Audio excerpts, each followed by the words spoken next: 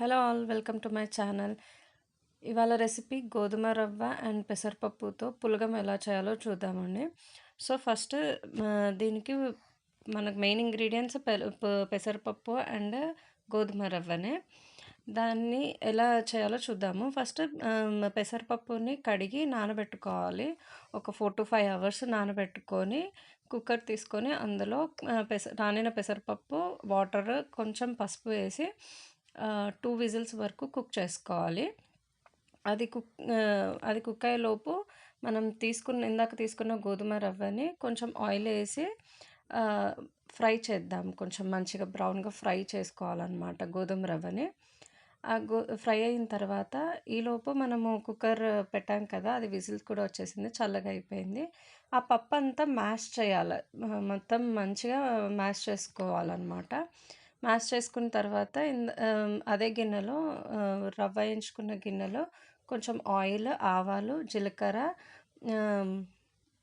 కరివేపాకు అండ్ మిరియాలు వేసుకోవాలి. అది ఫ్రై అయిన తర్వాత నేను ఇక్కడ 1 కప్పు రవ్వకి 4.5 కప్ వాటర్ తీసుకున్నాను. సో అది వాటర్ కన్సిస్టెంట్ మీ ఇష్టం. మీకు కొంచెం పలచగా కావాలంటే ఎక్కువ తీసుకోండి, లేదా కొంచెం తక్కువ. అది మసలు పెట్టడానికి పెట్టేయండి వాటర్, కొంచెం సాల్ట్ వేసి. ఈలోపు ఇంకో పెనం తీసుకొని అందులో గీ అండ్ కాజు వేసుకొని రోస్ట్ చేసుకోవాలి.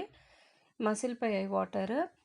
అందులో ఇందాక వేయించుకున్న రవ్వ అండ్ కొంచెం పసుపు, ఇందాక ఉడకబెట్టుకున్న పప్పు కూడా వేసి మంచిగా ఉడకబెట్టుకోవాలన్నమాట. ఒక 4 to 5 మినిట్స్ లో ఫ్లేమ్లో పెట్టుకొని మంచిగా ఉడికించుకోండి.